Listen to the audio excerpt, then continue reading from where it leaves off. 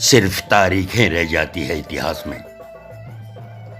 कौन भला याद करता है इन सपूतों को।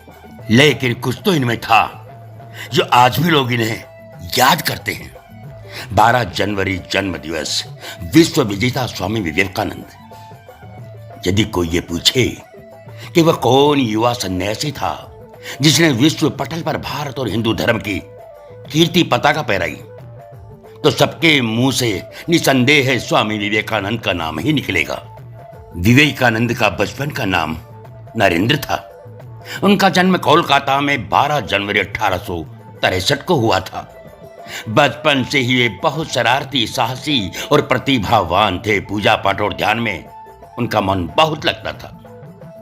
नरेंद्र के पिताश्री उन्हें अपनी तरह प्रसिद्ध वकील बनाना चाहते थे। नरेंद्र के पिता उन्हें अपनी तरह से प्रसिद्ध वकील बनाना चाहते थे, पर वे धर्म संबंधी अपनी जिज्ञासाओं के लिए इधर उधर भटकते रहे थे। किसी ने उन्हें दक्षिणेश्वर के पुजारी श्री रामकृष्ण परमहंस के बारे में बताया कि उन पर मां भगवती की विशेष कृपा है। यह सब सुनकर नरेंद्र उनके पास जा पहुंचे।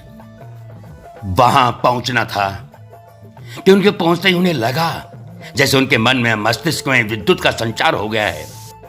और यही स्थिति रामकृष्ण जी की भी थी। उनके आग्रह पर नरेंद्र ने कुछ भजन सुनाए। भजन सुनते ही परमहंस जी को समाधि लग गई।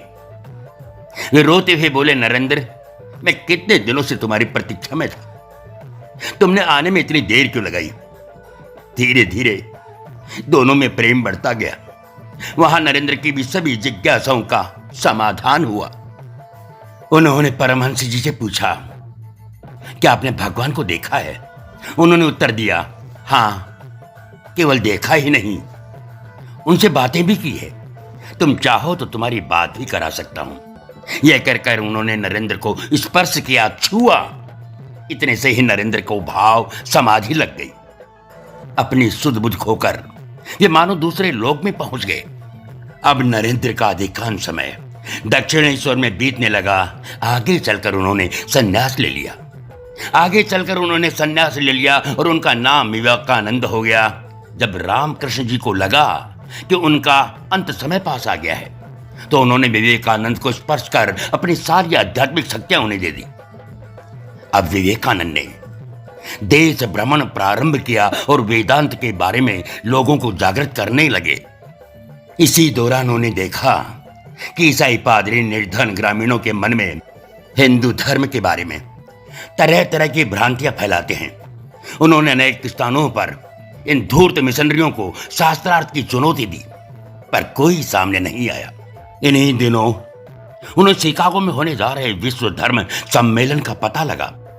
उनके कुछ शुभ चिंतकों ने धन का प्रबंध कर दिया। स्वामी जी भी ईसाइयों की गढ़ में ही उन्हें ललकारना चाहते थे। अतः वे शिकागो जा पहुंचे। शिकागो का सम्मेलन वस्तुतः दुनिया में ईसाईयत का जयकारा गुंजाने का षड्यंत्र मात्र था। इसलिए विवेकानंद को बोलने के लिए सबसे अंत में कुछ मिनट का समय मिला, पर उन्होंने अपने पहले ही वाक्य में अमेरिका वासियों, भाइयों और बहनों कहकर सबका दिल जीत लिया। तालियों की गड़गड़ाहट से सभागार गूंज उठा। ये 11 दिसंबर 1893 का दिन था। उनका भाषण सुनकर लोगों के भ्रम दूर हुए। इसके बाद वे अनेक देशों के प्रवास पर गए। इस प्रकार उन्होंने सर्वत्र हिंदू धर्म की विजय पताका फहराई। भारत लौटकर उन्होंने श्री रामकृष्ण मिशन की स्थापना की, जो आज भी विश्व भर में वेदांत के प्रचार में लगा है। जब उन्हें लगा कि उनके जीवन का लक्ष्य पूरा हो गया है, तब उन्होंने 4 जुलाई 1902 को महासमाधि लेकर स्वयं को परमात्मा में लीन कर लिया। 4 जुलाई 1902 को महासमाधि लेकर स्वयं को परमात्मा में लीन कर लिया। सनातन के सपूत, भारतीय सनातन के सपूत स्वामी विवेकानंद जी।